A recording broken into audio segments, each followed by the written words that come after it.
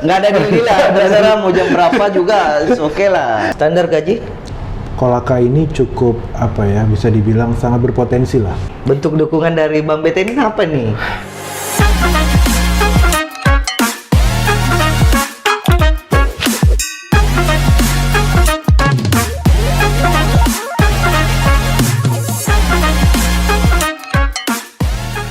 Oke, sahabat Ganas, apa kabar semuanya? Alhamdulillah, hari ini tentunya tetap di channel kami. Dan pada kesempatan hari ini kita kembali di program podcast. Dan Alhamdulillah kita kedatangan salah satu bintang tamu yang sangat luar biasa tentunya. Tentunya bintang tamu saya ini akan kita korek-korek sedikit, tentu dengan berbagai pertanyaan-pertanyaan yang pastinya akan membahas tentang kolaka secara umum, ya. Kalau kemarin narasumber-narasumber kami ini selalu berbicara tentang kolaka karena memang orangnya orang kolaka. Nah, sekarang kita coba kupas nih orang yang datang ke sini hanya semata-mata untuk kerja, dan tentunya nanti kita akan korek nih bagaimana pandangan dia tentang kolaka. Halo Pak Steve William Alfredo Sumual, apa kabar? Ya, baik. Baik. Aduh, lama tak jumpa ini ya. Lama sekali. Iya. Tentunya saya mengucapkan terima kasih banyak ya telah bersedia untuk sebagai narasumber dalam program podcast di channel saya. Harapan kami Pak Steve ini akan bercerita lah tentang apa-apa saja sih yang Anda lihat dari sudut pandang Anda tentang kolaka secara umum. Karena pada prinsipnya saya melihat Bapak ini ya adalah salah satu pemuda yang kemudian memiliki potensi yang bisa menggerakkan mindset para pemuda kolaka untuk memberikan yang terbaik, untuk berbuat sesuatu, dan tentunya pastinya yang paling utama adalah bisa mensejahterakan. Iya kan? Mensejahterakan diri sendiri maksudnya. Oke, sahabat Ganas, pertama-tama mungkin saya perkenalkan diri dulu. Narasumber saya atau bintang tamu saya, beliau adalah Bapak Steve William Alfredo Sumual yang saat ini jabatannya adalah pimpinan salah satu bank BUMN yang ada di Kabupaten Kolaka. Nanti mungkin bisa diperkenalkan ya. Dia sebagai sub branch head Kolaka di bank mana, Bang? Bank BTN. Bank BTN. Wow, luar biasa. Usia beliau ya, saya cukup sebutkan saja tanggal lahirnya. 19 September 1991. Wah, masih muda, sahabat Ganas. Ini ya pemuda yang berkualitas di usia yang masih dikategorikan sebagai usia yang belum matang, ya, proses menuju matang nih, tapi sudah memegang satu jabatan ya kantor cabang lah skalanya, cabang pembantu ya. Cabang pembantu. Oke. Pak Steve, saya panggil Pak Steve ya. Boleh, Steve juga boleh. Ya, saya panggil Pak Steve aja. Oh, baik. Oke. Siap. Gimana Pak Steve? Kita mau ngobrol apa nih? Kebetulan karena saya diundang sama Pak Wandi. Iya, iya. Jadi saya mengikuti saja. Asik sekali. Apa yang mau dibawakan, apa yang mau dibahas akan saya ikuti. Baik, Pak Steve. Ini kan pertama kali mungkin setelah mendapat jabatan ini, kemudian pertama kali menginjak kota Kolaka nih. Apa tanggapan Anda tentang Kolaka? Begitu saya menginjak Kolaka ya, kurang lebih saya sudah 2,5 bulan di Kolaka. Jadi 2,5 bulan di Kolaka mungkin ada tiga poin yang bisa saya gunakan untuk mendescribe Kolaka. Yang pertama sepi. Sepi, oke. Sepi. Oke. Yang pertama sepi.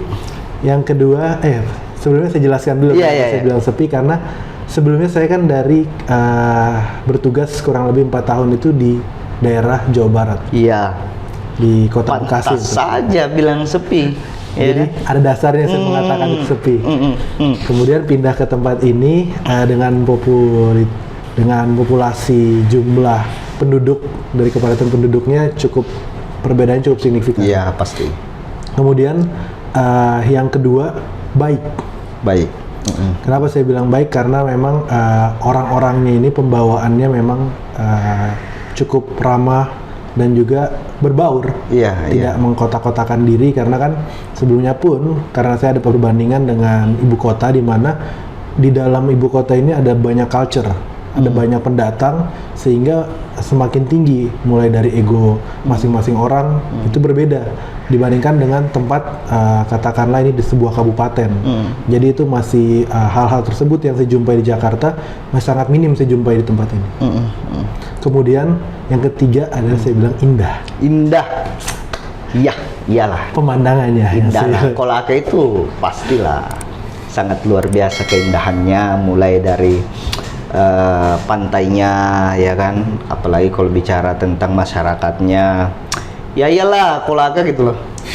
Kan begitu. Iya. Oke, jadi sahabat Ganas, menurut kacamata dari Pastip ini, katanya Kolaka itu dia memberikan penilaian ada 3. Yang pertama sepi, iyalah, namanya kabupaten kan. Iya. Tapi sepi apa dulu nih, ya kan? Iya. Nah, kemudian yang kedua, katanya orang Kolaka itu baik. Ya, yang ketiga tadi apa? Yang ketiga itu indah. Indah. Nah, katanya indah. Saya nggak tahu indah apanya nih, ya tahu. Oke, baik Pak Steve. Anda sudah menilai Kolaka itu ada 3 kategori, ya kan? Nah, kira-kira yang lebih menonjol atau yang lebih berkesan awal Anda masuk di Kolaka itu seperti apa? Apa? Sebetulnya di luar itu kan dari sudut pandang yang tadi saya bilang itu dari kacamata secara mungkin physically. Tapi kalau misalkan kita berbicara soal potensi bisnis, memang untuk mungkin ekonomi juga, Kolaka ini cukup bisa dibilang sangat berpotensi lah untuk berkembang ke depannya. Ya karena kita sama-sama tahu kan di Kabupaten Kolaka ini 12 kecamatan. Salah satunya pun ada Kecamatan Pomala, dan juga selain di Pomala yang terkenal akan pertambangannya, di Kolaka sendiri kan juga Kolaka sendiri itu juga terkenal akan pelabuhan, di mana otomatis akan mengikuti itu perputaran ekonomi itu akan mengikuti. Kita berbicara saja soal tambang.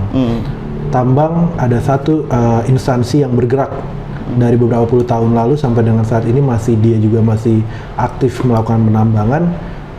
Itu sudah cukup membuat ekonomi sekitar di lokasi tersebut meningkat.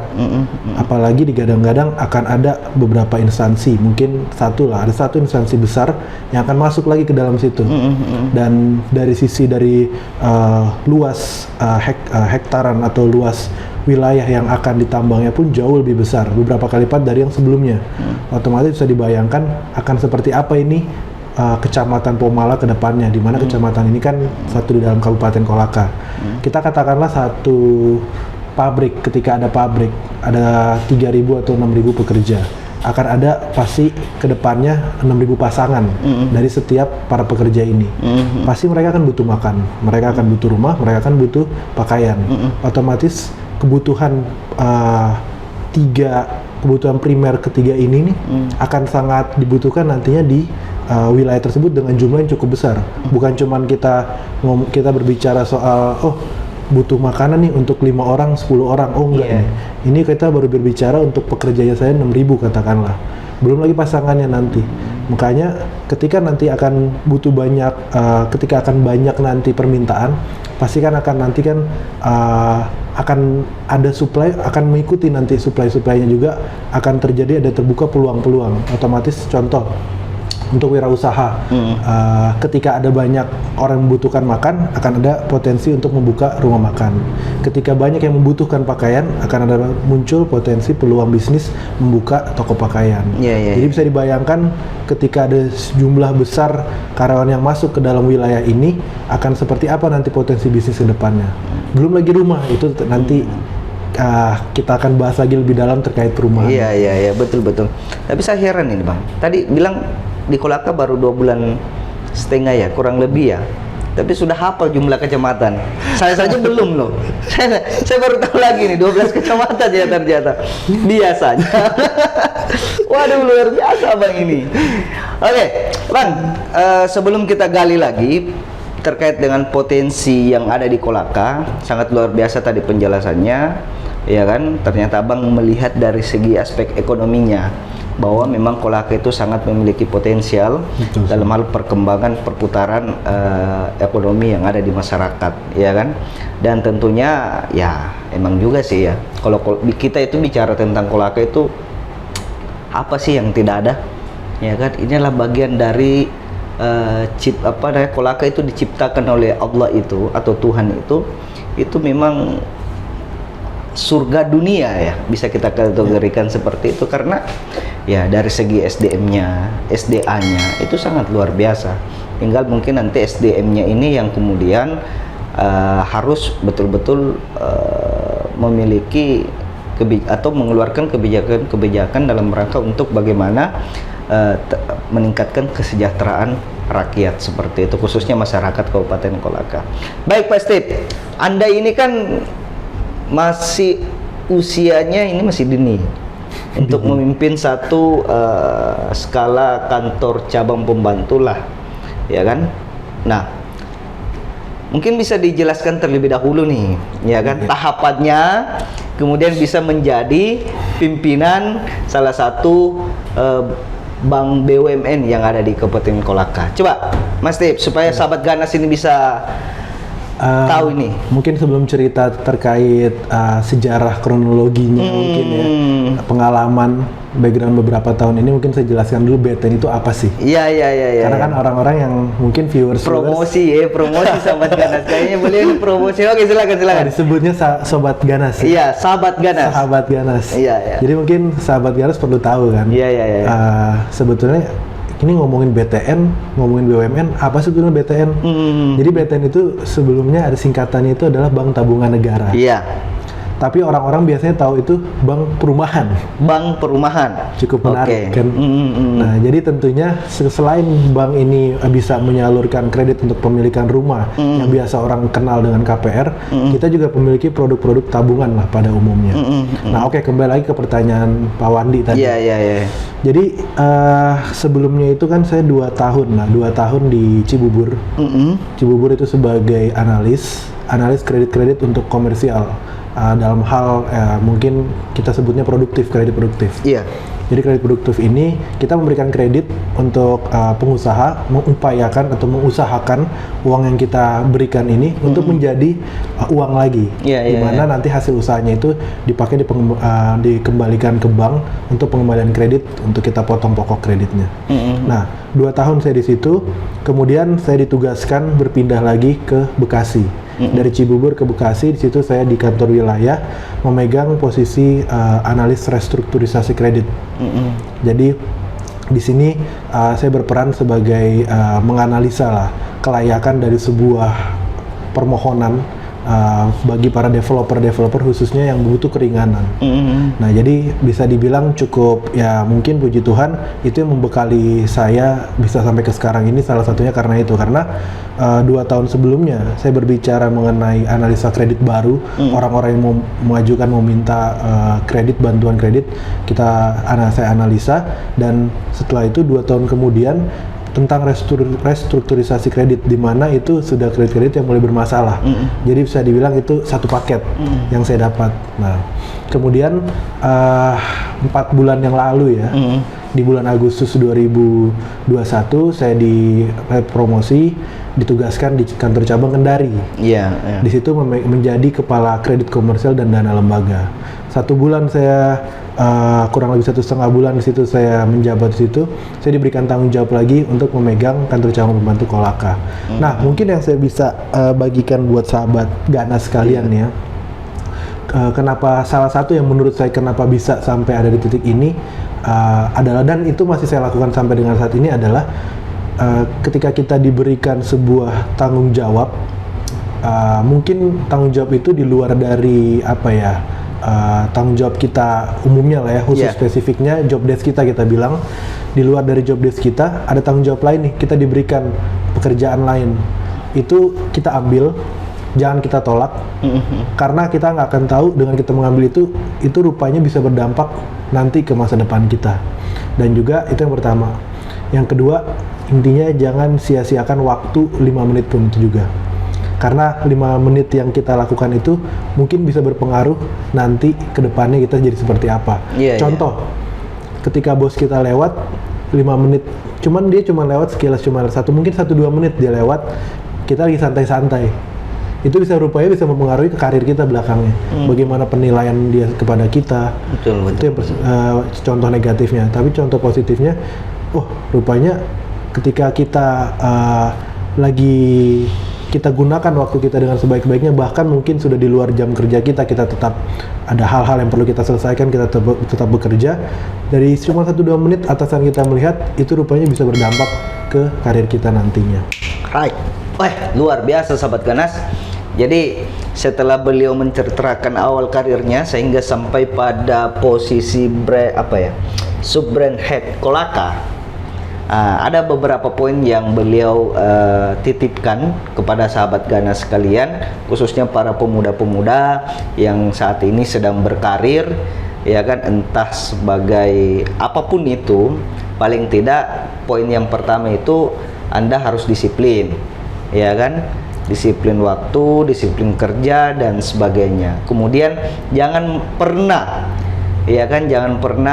menyia-nyiakan satu kesempatan ketika diberikan, ya kan. Jalan saja, terima saja, ya kan. Biarlah waktu yang akan memprosesnya apakah kita mampu atau tidak. Karena itulah salah satu langkah awal kita bisa menjadi orang yang lebih baik lagi. Begitu kan? Luar biasa, pantas saja di usia 30 Anda sudah pimpin nih. Nah, baik, sahabat Ganas, kita kaji lagi nih, ya kan? Kita korek-korek sedikit lagi beberapa pertanyaan untuk Bang Steve ini. Jadi Bang Steve, sebelumnya saya kedatangan narasumber, itu developer, ya kan. Di situ mungkin nanti Abang Steve bisa nonton bagaimana komentar-komentar salah satu developer yang ada di Kabupaten Kolaka. Memang betul bahwa urgensi salah satu indikator pengembang ini, ya kan, bisa maju itu memang tergantung dari sisi banknya. Apakah banknya memberikan support atau tidak? Karena 3 aspek inilah yang kemudian akan menjadi peranan penting untuk bagaimana bisnis properti ini bisa jalan atau tidak. Betul. User, developer, dan tentunya mitra bank, seperti itu. Nah, di video saya sebelumnya itu di mana dia menceritakan pengalamannya sebagai developer. Nah, ini Bang yang paling menarik, ya kan. Sekarang itu pemuda saya lihat sudah mulai memiliki mindset untuk berkecimpung dalam dunia bisnis properti nih, ya kan. Nah, kemudian mungkin Bang Steve bisa memberikan sedikit masukan-masukan untuk para pemuda, ya kan, bagaimana atau langkah-langkah seperti apa dia bisa lakukan untuk menjalani usaha properti terlebih dahulu. Mungkin silakan Pak Steve. Ya. Jadi ini saya mungkin dari kacamata sebagai orang perbankan mungkin. Iya. Tapi mungkin lebih tepat juga kalau developer mungkin yang lebih menjelaskan. Cuman kalau dari menurut pendapat saya ini juga pun ini bukannya saya mengajari, tapi ini juga saya membagikan apa yang saya pernah dengar juga, bahwa untuk menjadi developer itu ada 3. Yang pertama itu dia harus developer ini, orang ini harus memiliki modal. Tapi dia tidak memiliki kemampuan nih, dia tidak memiliki wawasan, tapi dia harus punya modal. Itu dia bisa jadi developer. Yang kedua, orang yang tidak memiliki modal, tapi dia punya pengetahuan nih, bagaimana mungkin teori untuk menjadi developer, bagaimana seluk-beluknya, itu dia punya. Kemudian yang ketiga adalah, dia tidak punya modal, tidak punya pengetahuan, tapi dia punya koneksi. Jadi dia bisa mengumpulkan orang-orang yang punya modal, atau mungkin dalam hal ini tanah mungkin ya, untuk diolah. tapi dia juga bisa mengumpulkan orang yang paham mengenai bagaimana caranya untuk mengembangkan sebuah perumahan. Jadi 3 itu sebetulnya yang diutamanya, karena beberapa kali yang masuk pengajuan ke bank ini ada orang yang kerjasama, orang yang punya lahan, tapi dia tidak paham bagaimana mengelolanya, dia menggandeng, atau mungkin begitu juga sebaliknya, orang dari luar dia punya kemampuan untuk mengembangkan, dia melihat ada potensi, dia lihat lahan, diajak pemilik lahan untuk kerjasama, jadilah sebuah pengembang satu perusahaan baru yang bergerak di bidang properti. Oh, luar biasa. Jadi menurut Bang Steve ini, jadi biasanya kalau mau karakter dari developer itu ada 3, ya kan? Ya. Jadi yang pertama itu dia punya modal, tapi dia tidak memiliki pengetahuan. Nyata, tentu pengetahuan inti bisa dikategorikan secara umum, ya kan? Baik dari segi penjualan, konstruksi bangunan, Betul. dan sebagainya. Perizinan. Kemudian yang kedua itu dia punya pengetahuan, tapi tidak punya modal, ya kan? Nah, ini sebaliknya tadi. Dan yang ketiga, tidak ada tommy modalnya, tidak ada tommy pengetahuannya. Mau dia apa ini? Tapi dia punya koneksi. Nah, ini juga. Nah, sekarang saya mau tanya ini Abang Steve, karena sekarang lagi sedang menjalankan jabatan sebagai pimpinan ya di Bank BTN, yang tadi sudah dijelaskan bahwa Bank BTN itu adalah bank tabungan negara, namun ternyata mindset yang ada di masyarakat bahwa BTN itu ternyata bank perumahan. Nah, pertanyaan saya Bang Steve, dari 3 kategori ini, apakah Bank BTN ini dapat menampung 3 kategori ini sehingga mereka ini bisa menjalankan usaha properti itu bisa lebih baik atau gimana? Oh, tentu. Jadi yang kita lihat nanti ketika masuk permohonan tersebut ke perbankan, itu akan menjadi sebuah entitas satu. Jadi mau apapun latar belakangnya, dia tidak punya pengetahuan, atau dia tidak punya modal, yang kita lihat adalah satu kesatuan. Jadi ketika dia masuk satu perusahaan, di dalamnya itu terdiri dari si pemilik lahan, terdiri juga dari orang yang punya kemampuan. Dari kemampuan kita akan lihat dari CV-nya. Oh, rupanya CV-nya ini dia pernah mengembangkan perumahan di daerah lain dan sudah terjual, sudah banyak yang terbangun dan terjual. Kemudian juga dari situlah yang akan kita gunakan bahan analisa kita untuk pertimbangan kita memberikan kredit bagi si pemohon kredit ini, si dari calon developer ini. Jadi apapun itu yang kita lihat nanti jadi tinggal satu. Apakah semuanya yang kriteria persyaratan bank itu telah terakomodir dari satu perusahaan ini. Jadi kita sudah tinggal yang 3 tadi sebutkan itu mungkin langkah awal. Jadi ketika dia tidak punya modal, ya dia cukup menggandeng orang yang punya modal. Kalau begitu juga sebaliknya, kalau orangnya ini cuma punya pengetahuan tentang mungkin konstruksi, perizinan, dan juga penjualan, dia cari yang punya lahan untuk diajak kerjasama. Namun ketika dia masuk ke perbankan, satu kesatuan itu yang paket komplit itu yang akan kita lihat nantinya. Oh gitu ya. Nah sekarang kalau misalnya nih, saya kembali bahas 3 kategori nih. Ya kan, tadi yang punya modal tapi tidak punya pengetahuan. Ya, tentu tadi berdasarkan penjelasannya Bang ini, tentunya dia akan berusaha untuk mencari mitra dalam rangka untuk bagaimana kemudian modal ini bisa dijalankan sesuai dengan keahlian yang akan bergabung dalam pemilik modal ini. Itu yang pertama. Ya. Kemudian yang saya kaji yang satu ini dulu Bang ya. Pertanyaan saya, kira-kira produk apa ketika Anda berhadapan dengan satu kategori ini? Yang pertama dia pemilik modal, akan tetapi tidak memiliki pengetahuan. Ada tidak produk-produk yang dimiliki oleh Bank BTN untuk mengakomodir, ya kan, harapan dari orang atau perusahaan dalam rangka untuk menjalankan bidang usaha di bidang properti seperti itu? Sebetulnya ini untuk produk ini untuk sama ya, produk ini sama untuk ketiga kategori tadi itu. Iya. Jadi karena kembali lagi, karena masuk ke kaminya ini nih, jadi satu kesatuan itu, jadi otomatis yang kita udah nggak melihat lagi, yang dia masuk ke kita satu PT, di dalamnya ini ada orang yang punya modal, ada orang yang tidak punya modal tapi punya pengetahuan, dia jadi pengelola. Otomatis kan kita tidak melihat lagi menjadi sebuah satu kategori, tapi yang kita lihat, oh modal ada, checklist satu terpenuhi. Terus kita lihat orang yang punya kompetensi di bidang perumahan, biarpun dia tidak punya modal, ada dalam PT ini nih, ada dalam satu perusahaan ini, berarti dia sudah cukup memenuhi kriteria kita. Barulah produk yang kita berikan tentunya kredit untuk membangun perumahan itu. Kredit untuk membangun perumahan. Oke. Jadi kredit untuk membangun perumahan. Jadi sahabat Ganas yang punya modal tapi tidak memiliki pengetahuan, ya kan? Nah, kemudian nanti Bank BTN ini bisa memberikan produk yang namanya kredit perumahan. Kalau kita biasa menyebutkan atau dukungan KPR. Ada dua jadinya. Iya. Jadi di perbankan ini khususnya kerjasama dengan developer, kita bisa memberikan kredit untuk bangun perumahan untuk developer.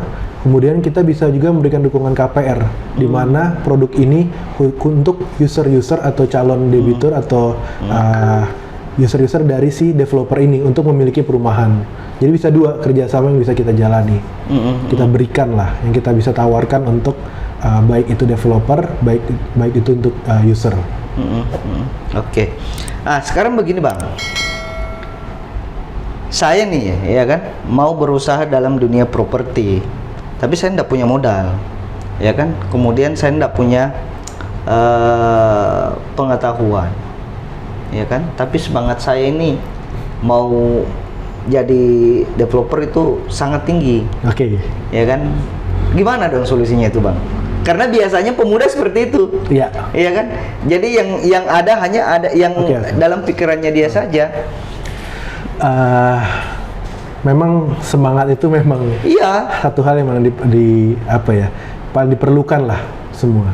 Karena dari semangat itu bisa kemana-mana nanti. Contoh begini, dari modal semangat kita bisa belajar, akhirnya datanglah pengetahuan. Betul. Dari semangat kita bisa nih bergaul sana sini, dapatlah koneksi. Iya. Kalau modal barulah, itu kan memang semangat saya tidak cukup untuk mendapatkan modal. Betul. Kecuali dari semangat kita mau bekerja dan lain sebagainya, dapatlah modal. Karena kan kalau kita ngomongin modal dalam hal perumahan berarti kan kurang lebih lahan untuk diolah. Sedangkan lahan itu ada yang given dari orang tua atau waris dan sebagainya. Ada juga yang memang harus membutuhkan biaya untuk kita mendapatkan itu. Jadi kalau misalkan untuk yang orang-orang yang dengan modalkan semangat, mungkin pertama kita mendapatkan pengetahuan ini bisa dengan kita ada kelas khusus developer, kita belajar teori dan lain sebagainya. Yang kedua, kita ikut dari developer yang sudah eksis. Mulai dari marketingnya, kita jadi tim marketing. Baru di situ kita belajar, baru dapat modal, setidaknya modal dalam hal pengetahuan. Mungkin untuk yang orang-orang yang memiliki semangat ingin terjun di bidang properti bisa start dari situ. Karena banyak juga saya lihat orang-orang sukses itu, developer sukses, startnya itu dari jadi marketing. Startnya jadi marketing. Karena kan marketing dia tidak butuh modal pengetahuan, nanti akan belajar dia. Yang penting dia punya semangat, dia mau bekerja untuk menawarkan produk dan sebagainya. Dan yang penting pada saat dia belajar itu, jangan cuman pada saat bekerja, jangan cuman dia melakukan aktivitas rutinitas sehari-hari. Kayak dia menjadi sebuah marketer atau dia menawarkan produk, dia cuma melakukan itu rutinitasnya. Tapi justru ketika dia belajar dia masuk bekerja di properti, biarpun pekerjaannya itu marketing, dia harus lihat core bisnisnya ini apa. Oke, memasarkan perumahan, cari tahu bagaimana kita bisa menjual barang, dapatnya dari mana sih, dapat barang ini dari mana, gimana cara dapat barang ini. Terus kalau kita ditanya sama orang, kamu kalau ditawarin barang itu mau nggak? Nah, jadi ketika kita mencoba untuk kritis dengan pekerjaan yang kita geluti, akan semakin banyak kita dapat nih pengetahuan. Jadi yang kita dapat dengan kita menjadi marketing itu jadinya banyak. Kita akhirnya tahu, oh rupanya untuk bisa menjual ini kita harus punya dulu nih IMB sertifikat dan lain-lain. Akhirnya mulailah kita berpikir, oh iya rupanya menjual rumah itu nggak semudah cuman kita jualan. Oh ini ada minuman, kita jual. Tapi untuk dapat minuman ini ada lagi hal-hal di belakangnya nih. Itu yang jadi dapat ketika pertama dia punya semangat, yang kedua dia melakukan pekerjaannya itu bukan hanya sebatas rutinitas. Betul ya. Iya. Jadi memang betul ya, itu harus tadi dilakukan terlebih dahulu. Selain semangat yang ada, maka tentunya harus ada edukasi yang harus dia peroleh sehingga untuk dapat mengembangkan bisnis. Nah, kita sebenarnya dari tadi bahas tentang perumahan nih. Iya. Pertanyaan saya, ya kan, apakah memang pasar di Kolaka ini sangat menjanjikan dalam hal pembangunan atau bisnis usaha properti seperti itu? Baik, sebetulnya kalau untuk kan properti itu kan untuk rumah, kita ngomongin soal rumah, itu kan kebutuhan primer ya. Iya, iya. Otomatis namanya kebutuhan primer, seluruh orang ini, seluruh masyarakat, mau dia lapisan menengah ke bawah, menengah ke atas, pasti akan butuh rumah. Nah, ketika semua orang membutuhkan rumah, tidak melihat dia orang menengah atau MBR atau di atas, menengah ke atas, maka kita bisa lihat lagi sekarang di dalam Kolaka ini nih, ada apa sih sebenarnya yang terkait berhubungan dengan kepadatan penduduk. Jadi kita lihat kan kayak yang sebelumnya saya jelaskan di awal, bahwa di Kolaka ini dikenal dengan pelabuhannya, otomatis akan ada akan banyak orang yang bekerja di situ, akan banyak orang yang butuh rumah. Itu yang pertama. Kemudian yang kedua, yang kita melihat secara geografis di Kolaka ini ada Kecamatan Pomala yang terkenal akan pertambangannya, di mana untuk bisa mengupayakan atau bisa menjalankan bisnis pertambangan akan menyerap banyak tenaga di situ. Katakanlah tenaga sumber daya manusia lokal yang ada di Kolaka ini tidak bisa mengcover untuk usaha tersebut. Mau tidak mau pasti akan ada banyak orang dari luar Kolaka yang akan masuk ke dalam Kolaka. Nah, bisnis tambang ini bukan bisnis yang 1-2 tahun selesai kan. Ketika dia ada contoh satu instansi yang sudah lama ada di sini, di Pomala tersebut, itu sudah lebih dari 10 tahun pasti kan. Ya, jelas. Kalau lebih dari 10 tahun pasti kan itu orang akan membutuhkan awalnya, oke lah dia cari tempat tinggal sementara. Tapi untuk jangka waktu panjang kan rumah akan menjadi pilihan yang tepat pastinya. Nah, makanya saya bilang itu potensi di Kolaka itu masih sangat besar karena dari sisi usaha yang ada dalam sini, pertambangan, ada di sini juga perdagangan dari pelabuhan, serta juga dari PNS yang ada yang bekerja di pemerintahan, di instansi-instansi yang di Kolaka pun, mereka ini pasti kan orang-orang yang akan membutuhkan rumah. Sehingga potensi bisnis properti di Kolaka ini bisa saya katakan atau simpulkan ini masih sangat-sangat berpotensi ke depannya. Oke, itu kalau kita bicara tentang pasarnya nih.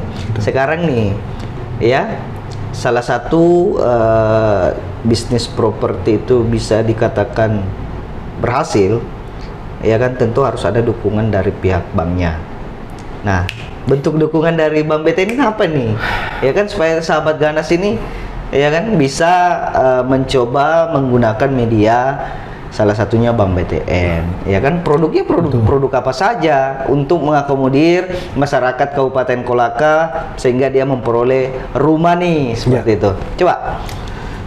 Jadi untuk kita di perbankan sendiri ini, kalau kita ngomongin produk, mungkin sedikit saya singgung, ada dua yang tadi pernah saya jelaskan bahwa produk kredit atau kredit yang kita bisa berikan bagi di luar perbankan ini, yang pertama untuk developernya, itu untuk membangun perumahannya. Oh iya.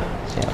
Yang kedua adalah KPR atau kredit pemilikan rumah, itu untuk masyarakat yang ingin memiliki rumah. Jadi khususnya di daerah, apalagi di kabupaten ini, kita biasanya memang yang dicari orang adalah KPR subsidi biasanya. Nah, memang ada beberapa bank selain BTN pun yang menyalurkan KPR subsidi, tapi memang sampai dengan saat ini kuota terbanyak yang bisa disalur atau penyaluran terbesar itu dari Bank BTN. Dari Bank BTN. Jadi kalau memang mau punya rumah, ya kan, nah khususnya rumah-rumah subsidi, katanya sih Bank BTN siap mendampingi, siap memberikan bantuan dalam bentuk KPR. Betul. Nah, syaratnya susah nggak? Cukup mudah mungkin syaratnya. Mudah, karena KPR subsidi ini bisa untuk beberapa lapisan lah. Bisa untuk dia Polri, bisa juga untuk PNS, bisa juga orang-orang yang memiliki usaha, ataupun dia pekerja dengan kita bisa bilang fixed income, income tetap. Jadi dia karyawan, bisa kita berikan KPR subsidi. Paling yang kita mintakan syarat-syarat seperti pada umumnya lah ya, KTP, kemudian juga kalau dia sudah menikah dengan pemohon. Tapi kalau untuk anak-anak muda ya paling yang masih belum berkeluarga cukup KTP, dan yang paling kita lihat yang betul-betul menjadi poin krusial kita dalam menyalurkan KPR adalah gajinya. Kemudian historinya dia selama sampai dengan saat ini punya pengalaman meminjam kredit ini seperti apa nih dia. Kalau dia ada bermasalah, itu yang biasa jadi catatan kita yang kemungkinan besar masih belum dapat kita berikan. Tapi selama tidak ada catatan buruk tentang performa kreditnya sebelum mengajukan kredit ini, kemudian dia juga secara gaji masuk kategori untuk dapat diberikan MBR atau dapat diberikan KPR subsidi, itu pasti akan bisa kita berikan KPR subsidi. Standar gaji? Untuk standar gaji untuk di wilayah sini kurang lebih 8 juta maksimal. Maksimal 8 juta. Jadi di atas 8 juta itu tidak bisa lagi memperoleh KPR subsidi. Kita ngomonginnya ini ya mungkin ya, jangan gaji mungkin ya, penghasilan. Oh, penghasilan. Karena kita Oh ya, wira swasta bisa juga kan? Bisa juga. Yang jelas pendapatannya tidak boleh melebihi dari 8 juta per bulan. Iya. Gitu ya. Oke. Luar biasa sahabat Ganas. Saya juga. Saya bisa kalau Pak Wandi sulit kayaknya Pak Wandi nih. Karena saya melihat nih bisa untuk membuat sebuah acara ini aja pasti itu sudah orang-orang juga dengan memiliki modal dan juga tentunya mungkin penghasilan yang di atas MBR. Ya, kalau acara kayak gini ya minimal kita cukup memberikan edukasi saja kepada sahabat Ganas, ya kan, apalagi tim subbreaker saya. Begitu. Ya minimal amal jariah aja lah. Saya aja kaget loh diundang ini. Siap dikasih berapa waktu tadi ya? Deal-dealan kita. Nggak ada deal-dealan, terserah mau jam berapa juga oke lah. Ini bentuk rasa hormat saya lah, karena Abang sudah mau tampil di channel kami, ya kan. Tentunya saya tahulah kesibukan Abang seperti apa, ya, apalagi saat ini masih sedang beradaptasi lah, kan? Bagaimana? Tapi sayang nih sudah jadi pimpinan, tapi belum, statusnya. Saya tahu arahnya. Ya, jadi target nikah nih kapan? Terserah mau jawab atau tidak ya. Mudah-mudahan 2 tahun lah. 2 tahun lagi ya? Padahal terakhir kita ngomong katanya tahun depan targetnya, ini kok tambah lagi 2 tahun? Masa terakhir kali? Iya kan? Masih ingat nih. Mudah-mudahan. Jadi sahabat Ganas, beliau ini sekarang masih single, ya kan? Ya mungkin dapat jodoh dari channel saya. Mudah-mudahan. Calon ada. Oh, calon ada, tapi nggak apa-apa selama belum sah gitu kan, masih ada peluang-peluang lah. Iya. Ayo sahabat Ganas. Tapi nggak apa-apa. Memang ini menarik nih, jadi semakin panjang nih ngomongnya. Iya. Jadi ketika ditanya tadi kan mau jawab atau enggak, saya lebih prefer tuh untuk mengutarakannya kayak berapa tahun target. 2 tahun kan saya bilang 2 tahun karena saya ada pengalaman menyebutkan, ketika kita menyebutkan itu kan ngomongin berarti visi kan, ke depannya yang kita ngomongin nih future. Nah, ketika saya sebelum ada di posisi ini, mungkin ini salah satu yang membuat saya ada di posisi ini. Saya ingat 4 tahun lalu sebelum saya bekerja di BTN, ada yang mewawancarai saya, dia tanya begini. Biasa ini pertanyaan umum lah untuk pada saat psikotes. Dia tanya begini, bagaimana Anda melihat diri Anda 5 tahun mendatang? Iya. Jawaban saya, 5 tahun mendatang saya akan ada terlibat di dalam sebuah instansi besar dan sedang terlibat dalam sebuah proyek yang nilainya itu nilai proyeknya itu dapat bisa memberikan kontribusi positif atau berdampak yang cukup besar di tempat saya bekerja. Dengan melihat history saya sampai dengan saat ini, saya melihat apa yang waktu itu saya sebutkan kok entah bagaimana tuh mulai terjawab begitu. Bahkan belum sampai waktu 5 tahun. Dan itu yang makanya saya ketika ada apa-apa kita ngomongin visi, setidaknya kita bilang dulu apa kita pikirkan, kita omongin, kita bayangkan, karena kita nggak tahu ke depannya itu bisa jadi itu memang akan terjadi apa yang kita impikan. Betul. Memang sebelum kita merencanakan sesuatu itu kan memang harus ada time waktu dulu yang kemudian untuk supaya itu bisa membuat kita lebih dini lagi untuk mempersiapkan apa yang kemudian yang kita harapkan ke depannya. Kan seperti itu. Betul. Iya sih. Makanya kembali lagi ke yang pertanyaan tadi, Jadi dengan harapan kan ketika saya bilang 2 tahun lagi, ya mungkin 1 tahun lagi mudah-mudahan Amin. sudah Secepatnya terjadi. lah, secepatnya supaya kita ke Jakarta. Iya. Ya kan begitu. Ya kapan lagi? Ya kan menghadiri pernikahan. Mungkin saya bikin acaranya di Kolaka kan nggak tahu.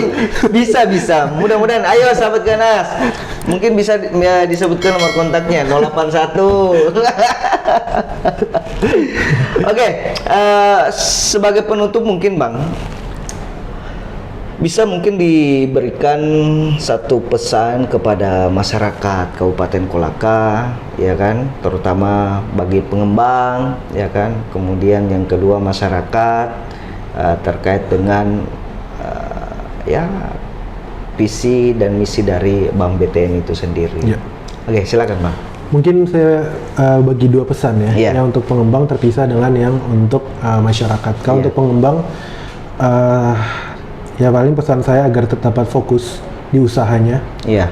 Jadi dengan dia fokus, otomatis seluruh waktunya, seluruh tenaga dan pikirannya akan dicurahkan untuk membangun perumahan. Sehingga ketika ada katakanlah ada perlambatan usaha, ada penurunan penjualan, dia akan berpikir, ini masalah di mana nih, gimana caranya.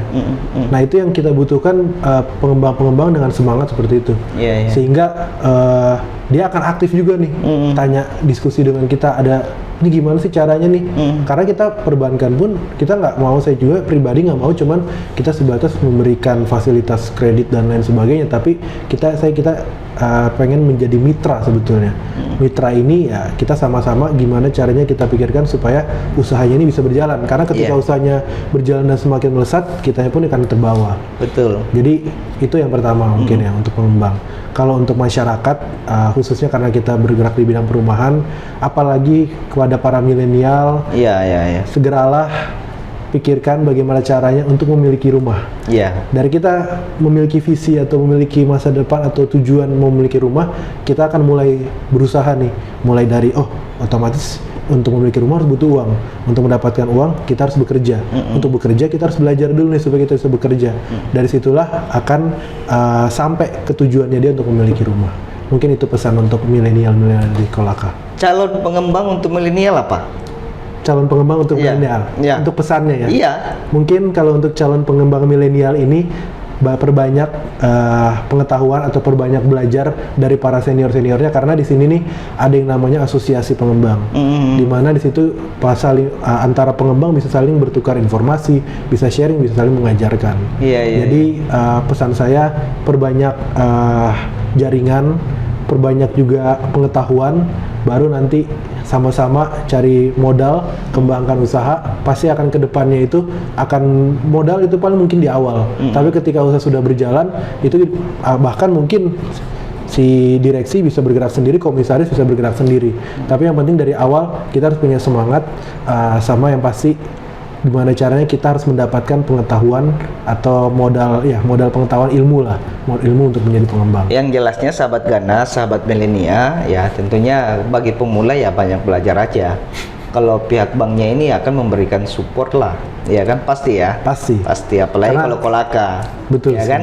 Apalagi kalau Kolaka. Apa sih yang nggak ada di Kolaka? Tinggal datang. Datangnya di mana? Bank BTN. Hai. Oke, sahabat Ganas, itulah tadi bincang-bincang kami bersama Bapak atau Abang Stipilan Alfredo Sumual yang merupakan sub-brand head Kolaka yang saat ini sangat luar biasa ya, sudah memberikan penilaian-penilaian tentang Kolaka secara umum, dan tentunya sudah memberikan edukasi kepada masyarakat khususnya developer dan para kaum milenia dalam menjalankan kegiatan usaha khususnya di bidang properti. Jangan lupa like, share, and subscribe atau subbreaker. Check it out. Dadah.